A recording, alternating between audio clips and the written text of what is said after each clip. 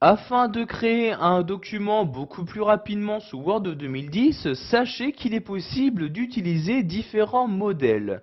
En effet, ces modèles contiennent déjà différentes données de saisie ainsi qu'une certaine mise en forme que vous pourrez bien évidemment modifier. Donc ici, nous allons voir comment créer un nouveau document en utilisant un des modèles proposés par Word 2010. Donc pour ce faire, je vais tout d'abord me rendre en haut à gauche et cliquer ici sur Fichier comme ceci. Une fois le menu Fichier ouvert, je vais me rendre dans la liste à gauche et cliquer sur Nouveau pour créer un nouveau document. Donc ici, je vais m'intéresser au modèle, donc à la deuxième catégorie, ici modèle office.com.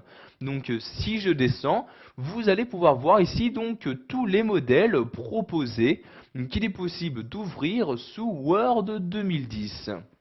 Vous pouvez par exemple utiliser un modèle pour créer des brochures, pour créer des calendriers, des diplômes, des enveloppes, etc. Donc par exemple ici, vous voyez ici je descends. Si je souhaite créer à l'aide de Word 2010 des notes de frais, donc je clique ici sur notes de frais comme ceci. Donc vous allez maintenant avoir dans la catégorie notes de frais tous les modèles qui sont en rapport. Donc comme vous pouvez le voir ici, il n'y en a qu'un seul. Donc en cliquant dessus, vous avez maintenant à droite différentes informations sur ce modèle, comme sa taille de téléchargement.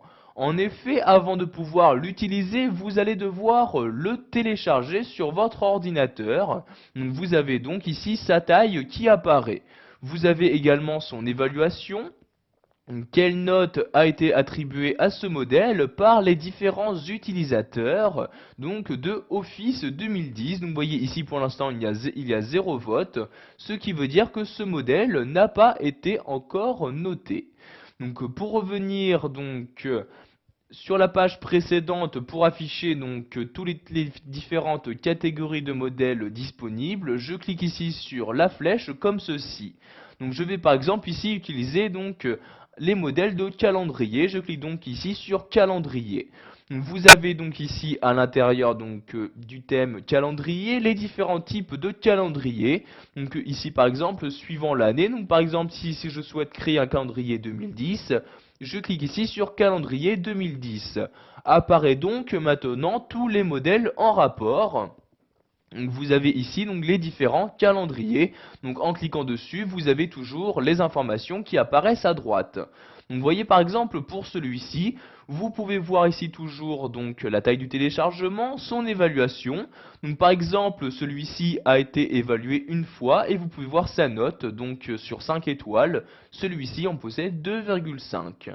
Donc si vous souhaitez créer un nouveau calendrier en utilisant ce modèle, nous allons maintenant cliquer ici sur le bouton télécharger.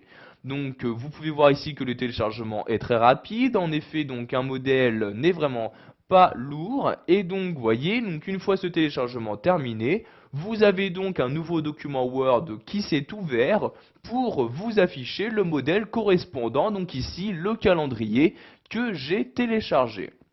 Donc vous voyez, vous avez les différentes pages. Donc ici, vu qu'il s'agit d'un calendrier, il y a 12 pages, bien une page pour chaque mois.